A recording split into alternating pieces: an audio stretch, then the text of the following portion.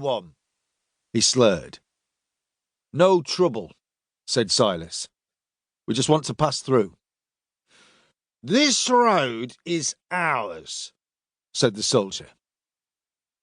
The road belongs to the Emperor and the Senate and people of Rome, said Silus. Rome is ours tonight, put in another soldier, his bushy black beard damp with wine. The Emperor told us to go and take what we wanted, and he said no man should stop us. I was there, said Silus, and he said to take what he has granted you. He didn't say anything about owning the streets or beating up priests. The redhead looked over to the priest in time to see one of the guards give him a hefty kick in the abdomen, making him curl up, hands around his head, knees drawn up, sobbing quietly.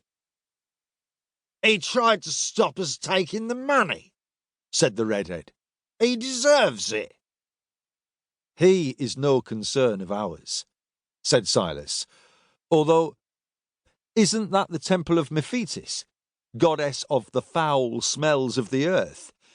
I would imagine her revenge for the desecration of her place of worship and her priest will be unpleasant.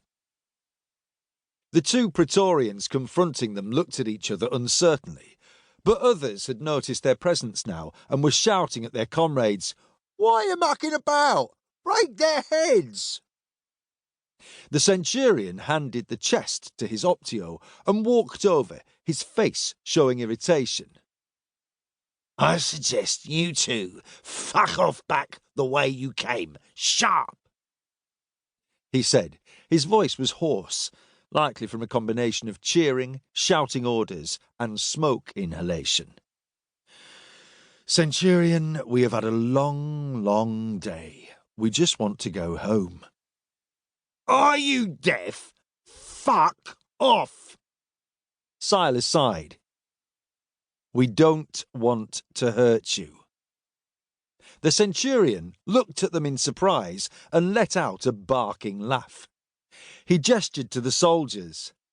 I have 20 men here, trained fighting men. Fighting men? Said Avitus. I thought you were Praetorians. The centurion growled and drew his sword.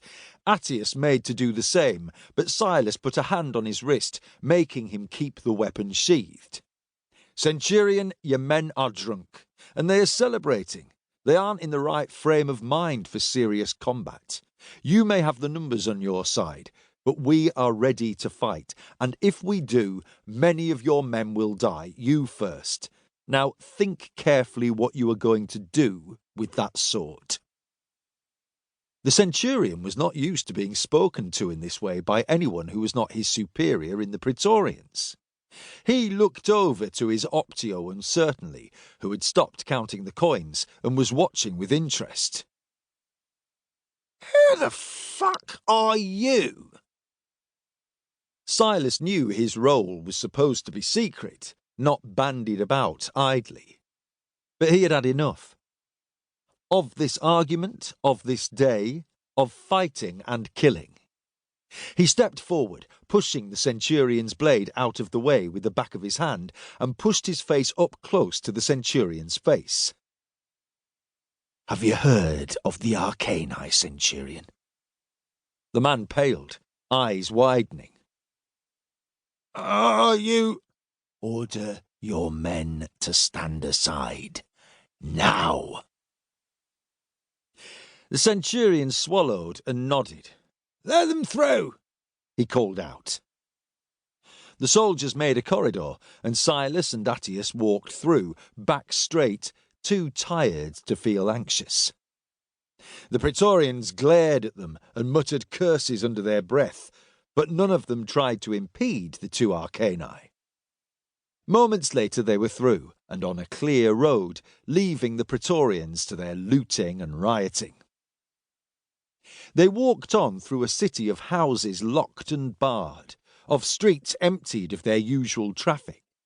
Carts and wagons were abandoned, overturned, some aflame, filling the air with the scent of smoke flavoured with the